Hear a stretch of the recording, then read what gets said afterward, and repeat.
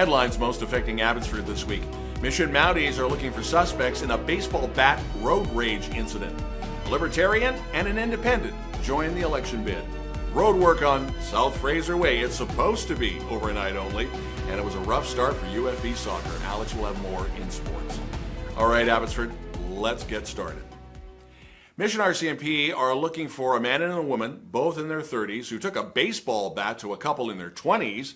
This after a road rage incident that started at a Tim Hortons drive-thru on September the 8th. Mission RCMP say that this was at the Timmy's on Lehn and the Cedar Valley Connector. Now, the picture of the suspects are here, as you can see. It's also on the social media for Mission RCMP.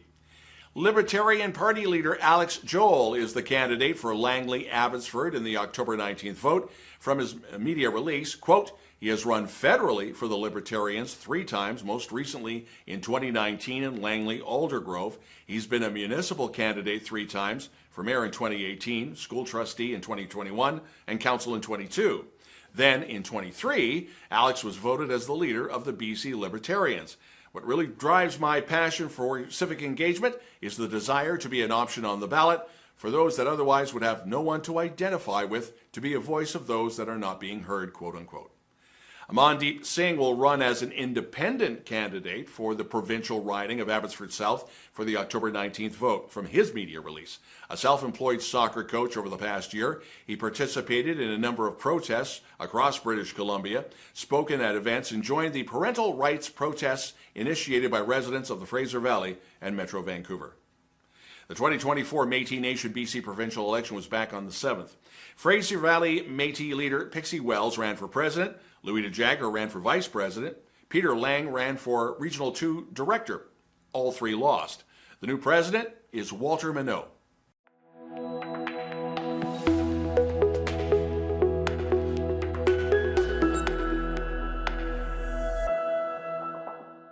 Last week, the BC Conservative Party leader John Rustad gave a lengthy interview to podcaster Jordan Peterson. Peterson suggested that Indigenous governments cannot be trusted.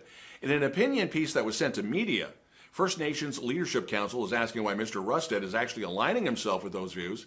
Now, in the actual interview, Peterson discussed banned corruption with Rustad, saying this is just another nest of snakes that Canadians, well, they just don't want to be caught with. They're afraid of being branded racist.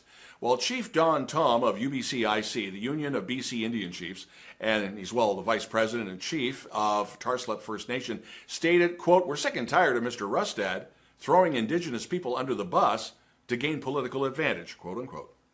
Legislative change is now in effect to prevent dangerous persons convicted of serious criminal code offenses from legally changing their name. Now, the amendments did come into effect on September the 1st. This is on the heels of Alan Schoenborn, who recently changed his name to Ken John Johnson. He was the man who killed his 3 young kids in Merritt in 2008. Now, he was found guilty of the killings, but deemed not criminally responsible due to a mental disorder. He has been under secure psychiatric care ever since. Now, Schoenborn legally changed his name back in February of this year. Construction workers can soon say goodbye to unsanitary portable toilets on most construction sites and hello to cleaner flush toilets.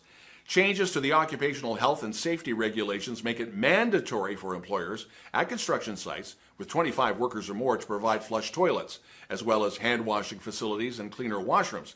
Now, the changes come into effect October the 1st, but WorkSafe BC will continue to work with construction companies over the next few months to ensure they're aware of the changes and understand what's required to comply. Now, this approach will allow time for employers to source their required facilities. On now through September the 20th, there's going to be road improvements happening overnight on South Fraser Way between Ware and McCallum. Now, to keep your daytime commute smooth and minimize any impact on business, work is supposed to be done between 7 p.m. and 7 a.m., but note, the schedule might change depending upon the weather. Coming up, both UFV soccer teams, they trip up on the road. Sports with Alex is next.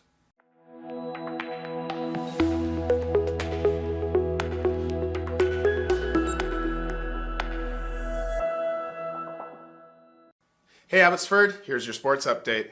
The Langley Rams came close but no cigar, as Okanagan's Sun remain on top of the BCFC. The Sun beat Langley 41-38 at McLeod Stadium.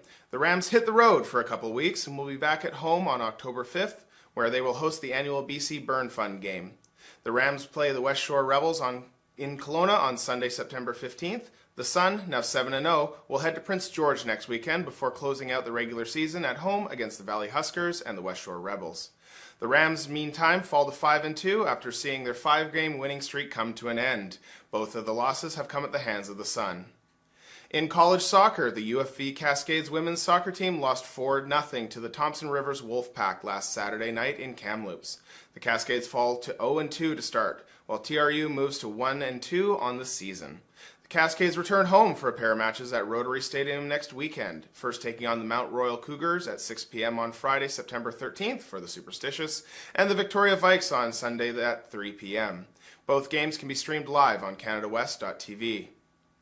On the men's side, Mateo Brasinas opened the scoring off with a great feed from Dante Colborne, but 4 straight goals from the UBC Thunderbirds men's soccer team saw the UFV Cascades' unbeaten start to the season come to an end on Saturday in Vancouver. The Cascades' record drops to 3-1-2 with the result, while the Thunderbirds improved to 3-0-1 with the win. The Cascades have now scored first in all 6 of their matches this season. The Cascades men's team now returns home next week to take on the University of Saskatchewan Huskies at 8 p.m. on Friday, September 13th, and the University of Lethbridge Pronghorns on Sunday, September 15th at 1 p.m.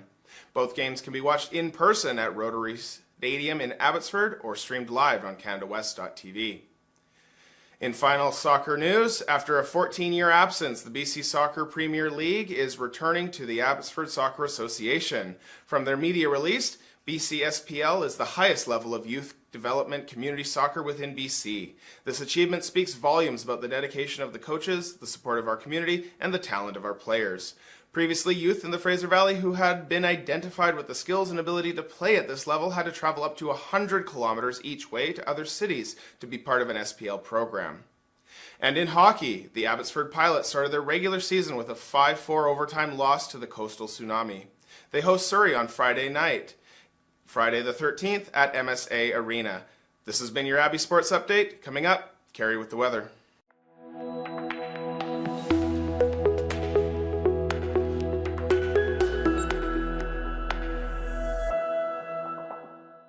Abbotsford weather for this weekend. Saturday is going to be a mix of rain, clouds, a little bit of sun maybe, but Sunday moving forward for the rest of the week, just a sunny and cloudy and a bunch of breaks with maybe a slight chance of rain. Temperatures though are not going to get above 21 and go down to maybe 12 at night, so it's going to get cooler. It's definitely fall. Speaking of which, leaves turn colors depending on how much sugar is in them. That's why maple leaves tend to have a lot of bright colors. Back to you, Don. Thanks, Cari, and thank you for watching. If you have a local news story you'd like us to report on, you can always send us a note to news@chilltv.ca. Thanks for watching. Have yourself a great weekend. I'm Don Lehn.